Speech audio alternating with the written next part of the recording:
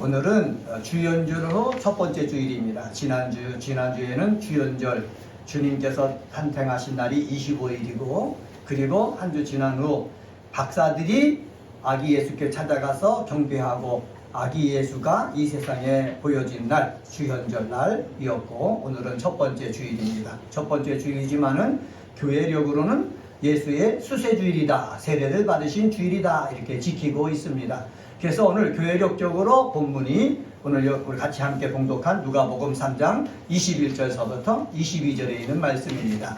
예수님께서 요단강에서 세례 요한에게 세례 받으셨다라는 이 내용은 이 누가복음뿐만 아니라 마가복음 1장 9절서부터 11절에도 기록되어 있고, 마태복음 3장 13절서부터 17절에도 기록되어져 있습니다. 이렇게 병행해가지고 같은 내용이 기록되어 있는데, 오늘 저희가 선택한 누가복음에는 특별한 것이 있습니다. 그것은 바로 뭐냐? 예수께서 세례를 받으신 후에 기도할세라는 단어가 거기에 포함되어 있다는 거지요. 예수께서 기도할 때에 일어난 일이 기록되어져 있습니다. 그래서 오늘은 이 시간 예수께서 수세 후 세례를 받으신 후 기도할 때 어떤 일이 일어났는가 살펴보면서, 예수에게만 일어난 일이라고 해서 성경이 기록한 것이 아니라 예수를 따라서 믿는 우리들에게도 일어날 수 있는 일이기 때문에 성경에 기록해서 우리 1월 둘째 주면은 매년마다 이 말씀을 읽고 이 말씀 속에서 하나님께서 주시는 것이 무엇인가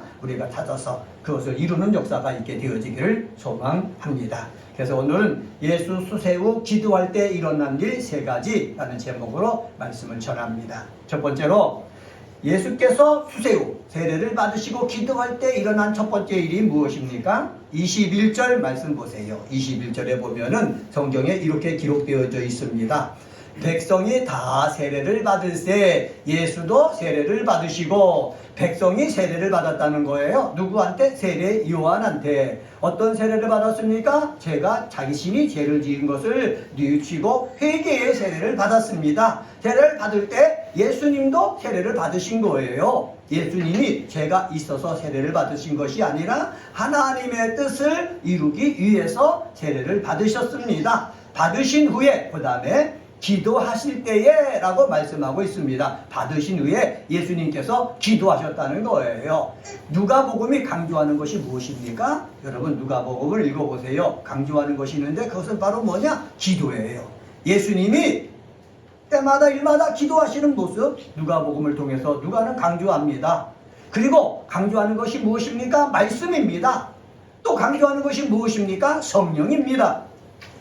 기도와 말씀과 성령이 영적인 사람 누가가 체험한 거거든요. 이 누가가 예수님이 기도할 때 어떤 일이 일어났는가 말씀해 주는데 이렇게 얘기합니다. 하늘이 열리며 라고 얘기합니다. 다시 말하면은 하늘이 열린 일이 일어났다는 거예요. 한번 따라서 해봅시다. 하늘이 열렸습니다.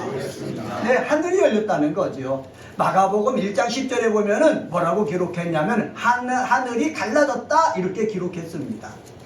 예수님이 오시기 전에 말라기 선지자 이후 400년 동안 이스라엘 백성들 속에 하나님의 음성이 들려지지 않고 하나님과의 관계가 끊어진 상태라고 그래요. 그래서 암흑의 시대라고 그럽니다. 그런데 예수님께서 세례를 받으시고 예수님이 하나님께서 맡겨주신 사명을 감당하기 위해서 세례를 받으시고 기도하는데 하늘이 열리는 역사가 일어난 거예요. 예수님이 기도하시고 예수님이 하나님의 일을 시작할 때 어떤 일이 열렸다? 하늘이 열렸다라는 말씀입니다. 열렸다라고 얘기하는데, 제가 헬라어 문법을 찾아보니까는 수동태 분사형으로 표현되고 있습니다. 능동태는 무엇입니까? 내가 하는 거예요. 내가 한다는 말은 뭐냐? 예수님이 기도해서 하늘을 열은 것은 능동태예요. 그런데 예수님이 기도했는데 뭐로 기록되어 있다고요? 수동태로 기록되어 있습니다. 수동태로 기록되어 있는 말은 뭐냐면 예수님이 기도해서 열려진 것이 아니라 하나님 아버지께서 예수께서 기도하니까 하늘문을 열어주셨다라는 사실입니다. 여러분 그렇습니다. 우리가 하나님의 자녀이지만은 내가 기도해서 하늘문이 열려지는 것이 아니라 내가 기도했을 때 하나님이 들으시고 하늘문을 열어주셔야 열린다라고 우리 성경을 통해서 우리에게 얘기해 주고 있습니다. 누가복음 3장 21절에 보면은 하늘이 열리며 라고 우리 성경에 표현하고 있습니다. 헬라어를 보면은 안에 오크데나이라는 단어를 사용했거든요. 이 단어는 뭐냐? 하나님의 능력과 계시를 표현할 때 성경에서 주로 사용하는 단어입니다. 예를 들면은 예수님께서 소경을 고치시고 그들의 눈을 열어줄 때에 이 단어가 사용됐습니다. 마태복음 9장 30절에 보면은 소경이 맹인이 예수님 앞에 찾아 나왔어요. 보기를 원합니다. 보기를 원합니다. 그랬거든요. 그럴 때 예수님이 내 믿음대로 될지어다 라고 얘기했습니다. 여러분, 맹인이 예수님 앞에 와서 보기를 원합니다 라고 고백하며 간구할 수 있습니까? 간구를 못해요. 왜 그렇습니까? 자기가 눈을 보지 못하기 때문에, 이것은 날 수 없는 거기 때문에, 날 수가 없기 때문에, 치유받을 수 없다는 것을 알기 때문에 예수님 앞에 나가도 보기를 원합니다. 어떻게 감히 이런 말을 할 수가 있습니까? 그런데 이 맹인이 예수님 앞에 나와서 다른 사람이 하지 못했던 보기를 원합니다 라는 말을 한 거예요. 그럴 때 예수님이 내 믿음대로 될지어다 라고 선언하시니까는 그들의 눈이 밝아졌다고 했습니다. 눈이 밝아지다 라는 말은 오늘 여기 안에 오크데나이, 눈이 열려졌다 라는 뜻이에요. 보지 못한 것 보게 되었다 라는 뜻입니다. 사도행전에 보면은 베드로가 옥에 갇힌 일이 있습니다. 그리고 사도 바울과 실라가 빌립보라는 지역에서 복음을 증거하다가 저 많은 더러운 귀신을 쫓아내자 그 주인이 이 바울과 실라를 붙잡아 갖고 넘겨서 매를 맞고 감옥에 갇힌 적이 있습니다. 그럴 때 베드로와 예루살렘 교회 교인들이 기도했습니다. 그때 바울과 실라가 감옥에서 기도했습니다. 기도했는데 어떻게 해요? 옥의 문을 열어주십시오, 살려주십시오 이렇게 기도하지 않고 기도했는데 옥의 문이 열렸어요. 그래서 베드로도 살아나왔죠. 옥의 문이 열렸어요. 그래서 바울과 실라도 살아나서 간수에게 복음을 증거하는 기회가 됐습니다. 여러분, 기도할 때 내가 어떤 목적을 갖고 기도하는 것이 아니라 하나님의 뜻을 이루기 위해서 기도하게 되다 보면은 나의 문제는 하나님께서 저절로 해결해 주신다라는 것을 어디서 알 수가 있습니까? 성경을 통해서 알 수가 있습니다. 이렇게 나의 문제를 가지고 간구하지 않고 내가 하나님의 뜻을 이루기 위해서 삶을 살고 행동을 하고 하면은 하나님께서는 저절로 어디의 문을 열어주신다? 하늘 문을 열어주신다 라는 것이 성경이 우리에게 말씀하고 있는 내용입니다. 근데 하늘 문이 열린다 라는 말은 무엇입니까? 이것은 하나님과의 소통이 가능해진다 라는 것을 뜻하는 것입니다. 한번 따라서 해봅시다. 하늘 문이 열린다는 것은 하나님과의 소통이 가능해진다는 것입니다. 네, 하늘 문이 열린다는 것은 하나님을 볼 수 있다는 거예요. 하나님과 대화가 된다는 거예요. 하나님의 관계가 깊어진다는 거예요. 예수님이 우리의 죄를 짊어지고 십자가를 죽으셨습니다. 예수님이 죽으셨을 때에 마태복음 27장 51절, 누가복음 23장 45절에는 뭐라고 표현했느냐? 성전에 있는, 성소에 있는 휘막이 위에서부터 아래로 갈라졌다 이렇게 표현하고 있고 성전이 찢어졌다 라고 표현하고 있습니다. 성전에 있는 이 휘장은요, 하나님과 사람 사이를 가로막고 있는 거예요. 누구만 갈 수 있습니까? 대제사장만 갈 수 있거든요. 근데 그것이 위로부터 갈라짐으로 말미암아 우리 사람들이 하나님 앞에 갈 수 있는 길이 열려져 있는 거예요. 이렇게 예수님이 십자가 달려 죽으심으로 말미암아 하나님과 깊은 관계를 맺을 수 있는 그 길이 열려 있는 거, 이 자체가 우리에게 뭐가 되는 거예요? 복이 되는 거예요.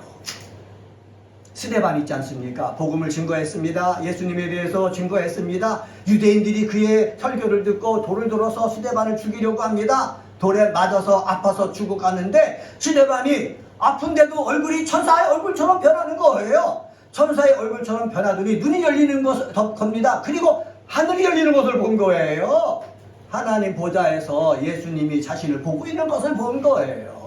여러분, 이것을 무엇을 뜻합니까? 하늘이 열리고 우리 눈에는 보이지 않지만 하늘문이 열리고 그 보좌에서 예수님께서 우리를 위해서 어떻게 해요? 응원하고 계신다는 것을 우리에게 알려주신 것입니다.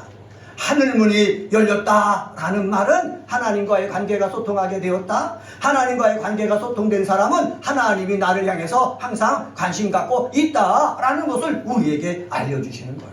한번 따라서 해봅시다. 하나님이 항상 나와 함께 하십니다. 여러분 그렇습니다. 우리는 삶을 살다 보면은 어렵고 힘든 일 많잖아요. 그때가 되면은 하나님 나를 버리신 것 아닙니까? 왜 나와 함께 하지 않습니까? 그렇게 얘기하지만은 성경을 읽어보면은 내가 어렵고 힘들고 버림받은 같은 느낌이 있을 때도 하나님은 나와 함께 하신 거예요. 내 손을 붙잡고 계신 거예요. 이것은 우리가 느끼지 못하는 거예요. 우리 감정이 연약하고 우리가 성령 충만하지 못해서 하나님이 나와 함께 이 어려움을 이겨내고 계시는 것을 우리가 모르는 거예요.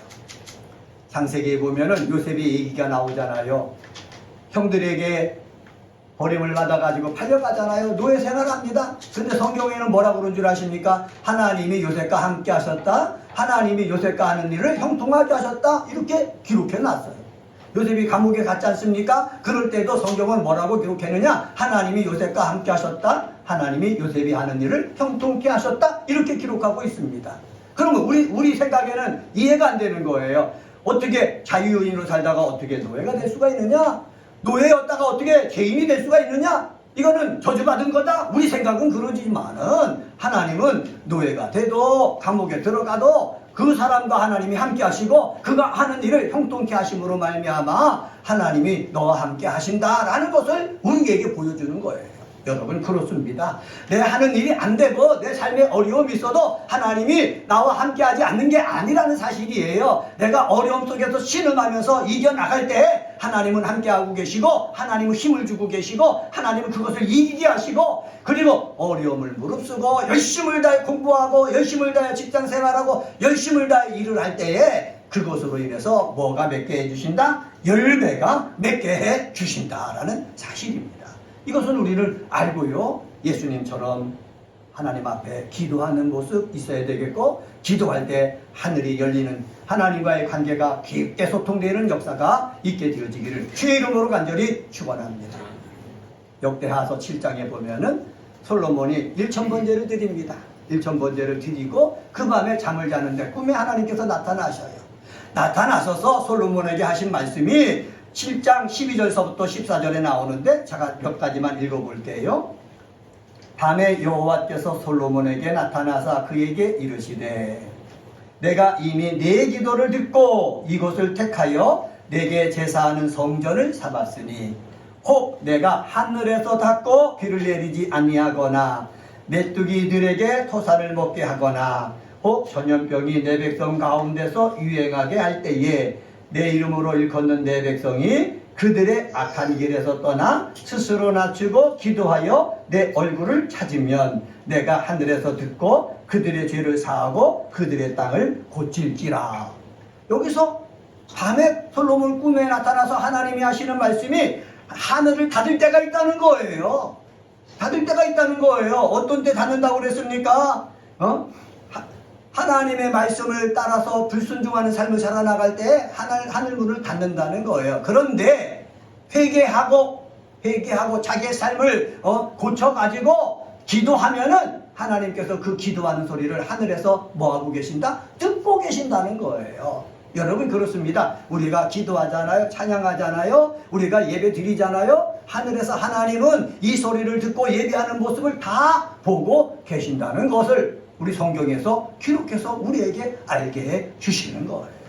이것을 우리는 알고 이 험한 세상 삶을 살다가 막힌 것 같고 암흑 속에 놓여있고 혼란 속에 놓여있다. 정말로 내가 어떻게 될 것인지 모른다. 그럴 때 그냥 낙심하고 절망하지 말고 우리 솔로몬에게 말씀해 주신 대로 나 스스로 낮추고 하나님 앞에 기도하고 하나님의 얼굴을 찾으면은 하나님께서 고쳐주신다, 해결해 주신다 말씀하고 있습니다. 여러분 기도해서 하늘문이 열려서 우리의 문제를 하나님이 알아서 해결해 주시는 역사가 2025년도 우리에게 임하게 되어지기를 예수님의 이름으로 간절히 축원합니다. 두 번째로 22절 상반절 말씀 보시기 바랍니다. 22절 상반절에 보면은 성령이 비둘기 같은 형체로 그의 위에 강림하시더니 예수님이 수세후 기도하실 때 두 번째 일어나는 일이 있는데 그것은 바로 뭐냐? 성령이 강림하신 일입니다. 성경 헬라어로 제가 찾아보니까는 토 푸뉴마 또 하기온으로 되어 있습니다. 다시 말하면은 하나님의 거룩한 영이다라는 거예요. 하나님의 거룩한 영이란 말을 누가 먼저 사용했느냐? 세례 요한이 먼저 사용했습니다. 세례 요한이요, 예수님을 보고서 나는 물로 너희에게 세례를 주지만은 내 뒤에 오신 이는 성령과 불로 너희에게 세례를 주실 것이다. 그런데 예수님을 가르치면서 예수님은 물로 세례를 줄 뿐만 아니라 성령으로 세례를 주실 뿐이다 라고 말씀하셨거든요. 그때 사용한 단어가 거룩한 하나님의 영, 성령입니다. 그런데 이 성령이 영이니까 우리가 볼 수가 없잖아요. 그런데 예수님이 세례를 받으시고 기도할 때는 눈에 보이게 나타났다는 거예요. 여기 보면은 성령이 비둘기 같은 형체로 라고 말씀하고 있지 않습니까? 형체라는 말이 무엇입니까? 형체라는 말은 뭐냐? 눈으로 볼 수 있는 모습이라는 거예요. 예수님이 기도할 때 눈으로 볼 수 있는 모습으로, 비둘기 같은 모습으로 예수님에게 임했다, 강림했다, 성경은 말씀합니다. 그러면 이전의 성령은 어떻습니까? 구약시대의 성령은요, 하나님의 뜻을 이루기 위해서 특별히 하나님의 택한 사람에게 성령의 감동을 주어서 하나님의 일을 하게 했습니다. 예를 들면은 사울왕 있지 않습니까? 사울이 왕이잖아요. 이스라엘 백성 사람들이 사울을 왕으로 삼으면 좋겠다. 그래서 하나님이 허락해서 왕이 됐거든요. 이 사울에게도 하나님께서 성령을 부어주시니까는 다른 선지자들과 똑같이 예언도 했다. 성경에 기록하고 있습니다. 근데 이 성령이 계속해서 이어졌습니까? 아니에요. 이 성령이 임했다가 떠나갔어요. 구약시대의 성령은 임했다가 하나님의 일이 끝나면 떠나가는 성령입니다. 그런데 예수님께서 수세 후에 기도해가지고 성령이 임했잖아요. 이 성령은 예수님에게 잠시 임했다 떠나가는 것이 아니라 예수님에게 임하셔갖고 영원히 함께하는 성령이라는 거지요. 이것을 우리에게 가르쳐 주신 것입니다. 예수님이 죽으셨다가 부활하셨어요. 그리고 제자들을 만나셨어요. 만나시고 승천하시기 전에 제자들에게 부탁했어요. 내가 여기 있는 것이 유익이 아니라 내가 떠나가는 것이 유익이다라고 말씀하셨어요. 왜 그런 줄 아십니까? 예수님이 육체를 가지고 만약에 이 은혜가 꽃피는 교회 4시 5분 예배 드릴 때 여기 계시면은 다른 데는 예수님이 안 계시는 거예요. 왜? 육체를 입은 예수님이 여기 계시니까는 미국에서 예배 드려도 그 예배를 안 받으시고, 인도네시아에서 예배를 드려도 그것은 안 받으시고, 부산에서도 예배를 드려도 그 예배를 받을 수가 없는 거예요. 왜? 예수님이 여기 계시기 때문에. 떠나가는 것이 유익이라고 하신 말이 무엇입니까? 예수님이 떠나가면은 내가 아버지께 얘기해서 새로운 또 다른 보혜사를 보내주시겠다는 거예요. 예수님과 똑같이 우리를 도와주시는 보혜사를 보내주시는데 그 보혜사가 뭐라고요? 성령이라는 거예요. 성령은 여기이기 때문에 지금 여기 은혜가 꽃피는 교회 예배 드릴 때도 예수님은 여기서 우리 예배와 함께 하시고, 그리고 미국에서 예배 드릴 때 그곳에서도 예수님이 함께 하시고, 그리고 인도에서 예배를 드릴 때 그곳에도 함께 하시고, 태국에서 예배를 드릴 때 그곳에도 함께 하시는 거예요. 왜? 영이니까는 제약이 없기 때문에 함께 한다는 거예요. 이 성령이 너희에게 임해서 능력이 입을 때까지 제자들에게 뭐라고 말씀하셨습니까? 이 예루살렘을 떠나지 말고 뭐예요? 능력이 입을 때까지 기도하라고 말씀하셨어요. 그래서요, 제자들이 기도하는 것입니다. 그런데 우리 생각과 하나님의 생각은 달라요.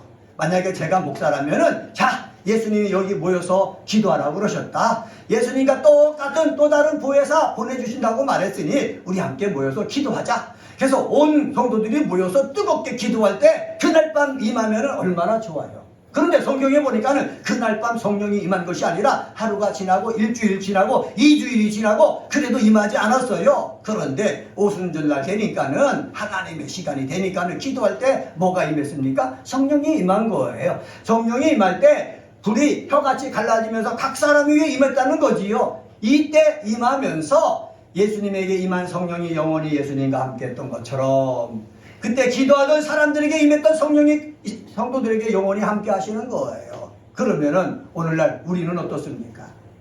우리도요 예수님을 통해서 하나님을 아버지라 부르는 거예요. 왜 아버지라 부를 수 있습니까? 우리가 예수를 주로 고백하는 그 순간 성령이 우리 심령 속에 임해요. 임한 다음에 나도 모르게 하나님을 향해서 뭐라고 부르게 만듭니까? 아버지라고 부르게 만드는 거예요.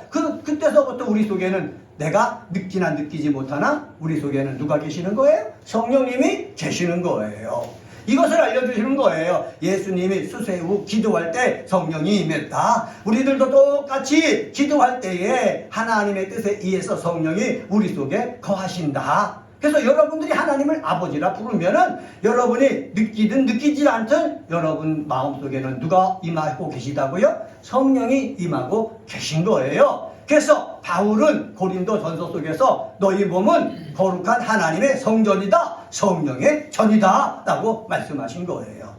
2025년도 한 해의 삶을 살아나갈 때에 힘든 한 해예요. 왜 우리는 성령의 내 속에 충만하게 거하신다는 것을 늘 주장하면서 삶을 살아야 되는 줄 아십니까? 성령이 내 속에 거하잖아요. 건강이 연약할 때는 건강을 주셔요. 지혜가 연약할 때는, 지혜가 부족할 때는 지혜를 공급해 주세요. 이 성령이 우리의 필요에 따라서 필요한 것들을 채워주시기 때문에 우리는 성령이 나를 주장하도록 기도해야 되는 거예요. 2025년도 여러분이 기도 제목 낸 거 있지 않습니까? 그 속에 성령의 역사가 여러분에게 있어서 어린 자녀들은 지혜롭고 건강하게 능력 있게 솜씨 있게 잘 자라서 하나님과 부모 앞에 정말로 보람된 그러한 자녀들이 되어지기를 바라고, 공부하고 시험을 준비하는 사람은 하나님의 지혜와 총명과 명철과 이해력과 논리력과 안비력을 주셔가지고 열심을 다하여 내가 공부의 그 결과가 좋게 맺혀지길 바라고, 또 직장생활하고 사업을 하는 자들 속에 부족하고 연약한 것 많지만은 성령의 도움을 받아서 지혜도 얻고 분별력도 생기고 통찰력도 생기고 주변에 좋은 돕는 사람이 함께 도와줘서 정말로 이삭처럼 가뭄에 해해도 농사를 지었더니 100배의 결실을 맺었더라 라는 것처럼 이런 축복을 얻는 역사가 있게 되어지기를 주님의 이름으로 간절히 축원합니다. 세 번째로 22절 하반절에 보면은 이렇게 말합니다. 하늘로부터 소리가 나기를 너는 내 사랑하는 아들이라 내가 너를 기뻐하노라 하시니라. 세 번째, 예수님이 수세 후 기도할 때 임한 것이 있는데 그것은 바로 뭐냐? 하나님의 말씀이 임했습니다. 한번 따라서 해봅시다. 하나님의 말씀이 임했습니다. 네, 하나님 말씀이 임했어요. 아까 제가 말라기 얘기를 했지 않습니까? 말라기 선지자 이후 400년 동안 하나님의 말씀이 이스라엘 땅에 임하지 않았어요. 그 이전에는 선지자를 보내서 하나님의 말씀을 계속해서 주셨거든요. 그런데 제가 얼마나 가득한지 그때는 암흑시대예요. 그런데 예수님 오셔가지고 세례를 받고 기도할 때 그때 하나님의 음성이 누구에게? 예수님에게 임한 거예요. 예수님에게만 임한 것이 아니라 그 주변에 있던 세례 요한도 그 소리를 들었죠. 주변에 있는 일부 사람도 그 소리를 들은 거예요. 여러분, 왜 하나님의 말씀을 주셨습니까? 하나님 말씀을 주셨을 때 우리 속에는 확신이 생기기 때문에 그래요. 힘이 생기기 때문에 그래요. 용기가 생기기 때문에 그래요. 예수님에게 하나님께서 뭐라고 말씀하셨습니까? 내가 공생애를 시작하기 전에 너는 내 사랑하는 아들이다. 내 기뻐한다. 내가 너를 기뻐한다. 이 말씀을 주신 거예요. 이 말씀이 구약 성경에 어디 나온 줄 아십니까? 시편 2편 7절에 나와요. 한번 찾아봅시다. 시편 2편 7절 말씀 한번 봅시다. 성경 가운데를 피면은 시편이 나옵니다. 시편 2편 7절 말씀 찾으셨으면 우리 같이 한번 읽겠습니다. 시편 2편 7절 말씀입니다. 시작. 내가 여호와의 명령을 전하노라. 여호와께서 내게 이르시되 너는 내 아들이라. 오늘 내가 너를 낳았도다. 아멘. 시편 2편 7절에 있는 말씀은 뭐냐? 이스라엘의 왕의 임기식 때 얘기한 내용이에요. 왕이잖아요. 하나님 나라를 대신해서 백성들을 책임지고 나라를 관리해야 될 책임이 왕에게 있어요. 왕이 임직할 때 하는 말이 뭐냐? 너는 내 사랑하는 아들이다. 내가 너를 기뻐한다. 이 소리를 들려주는 거예요. 다시 말하면은 왕에게 위로를 주는 거예요. 왕에게 용기를 주는 거예요. 힘을 주는 거예요. 하나님이 너를 기뻐하시니까는 내가 당당하게 왕의 노릇을 잘 감당하라 라는 뜻이거든요. 그러면 이 말씀을 가지고 예수님을 적용해 보면은 예수님이 복음 사역을 시작하기 전에 내가 너 사랑한다. 내가 너를 기뻐한다. 그러니까는 어떻게 해요? 너 힘있게 이 일을 하라라는 뜻이거든요. 이 음성을 누가 들었습니까? 예수님이 들었어요. 이 음성이 저와 여러분에게도 들려지게 되어지기를 주의 이름으로 간절히 축원합니다. 우리는 유대인이 아니에요. 그러나 예수님을 통해서 우리는 영적으로 우리는 하나님의 자녀가 되었습니다. 하나님의 자녀가 되었는데 하나님의 음성을 듣느냐 못 듣느냐는 천양지차예요. 여러분이 성경을 읽고 말씀을 묵상하고 기도하고 찬양하고 봉사하고 그러는 가운데 여러분 육체적인 일만 하지 말고 그렇게 하나님의 영광을 위해서 힘쓰는 가운데 하늘의 소리를 듣는 역사가 있게 되어지기를 주님의 이름으로 간절히 축원합니다. 하나님의 소리를 한마디로라도 듣기만 하면은 그 사람은 힘을 얻어요. 용기를 얻어요. 소망이 생기는 거예요. 어떤 어려움이 있어도 그 어려움을 뛰쳐나갈 수 있는 그런 것이 생기는 거예요. 네? 이러한 경험이 있게 되어지기를 주의 이름으로 간절히 축원합니다. 제가 대학교 다닐 때 꿈을 꿨어요. 어떤 꿈을 꿨냐면은 우리 같이 CCC 활동하던 사람들이 다 한꺼번에 마라톤을 뛰는 거예요. 저도 같이 마라톤에 참석했지요. 참가했죠. 열심을 다 뛰다가 제가 갑자기 다른 데로 샌 거예요. 새가지고 제 볼일 보고 나중에 다시 달려서 들어갔어요. 들어갔더니 거기에 보이는 것이 나랑 같이 뛰던 친구들이 다 벌을 받고 있는 거예요. 그래서 왜 벌을 받고 있느냐 그랬더니 같이 뛰다가 네가 다른 길로 갔는데 그 다른 길로 간 것을 다시 같이 불러서 같이 뛰지 않고 자기들만 뛰었다고 그러면서 너들 잘못했다고 벌을 받고 있는 거예요. 저는 그 꿈을 꾸고서요. 제가 회개할 거 되게 했어요. 왜냐하면은 고등학교 다닐 때 주의 종이 되겠다고 해놓고서 대학교 들어갈 때 돈을 벌기 위해서 공과대학에 들어가서 열심을 다 했거든요. 거기서 제가 하나님 다른 길로 가지 않고 제가 원래 하나님 앞에 서원했던 대로 제가 목회의 길을 가겠습니다. 그래서 그 방향을 틀은 것 아닙니까? 여러분 꿈을 통해서든지 말씀을 읽는 것을 통해서라든지 하나님의 소리를 듣게 된다면은 힘이 생기는 거예요. 소망이 생기는 거예요. 할 수 있는 능력이 생기는 거예요. 이런 역사가 있게 되어지기를 주님의 이름으로 간절히 축원합니다.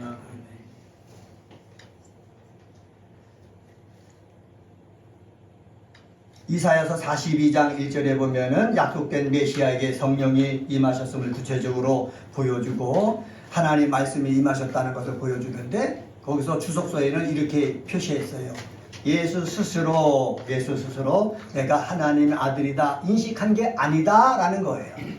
예수 스스로 내가 양자가 되었다 인식한 게 아니라는 거예요. 예수 스스로 인식한 것이 아니라 하나님이 말씀해 주셔가지고 너는 영원전서부터 하나님의 아들이었다. 너는 영원전서부터 하나님이 기뻐하는 자였다. 너는 영원전서부터 사랑받는 자였다. 그리고 지금 이 순간 새롭게 하나님의 일을 할 때 지금도 너는 변함없이 하나님의 사랑받는 아들이다. 하나님이 기뻐하는 자다 라고 말씀하신 거예요.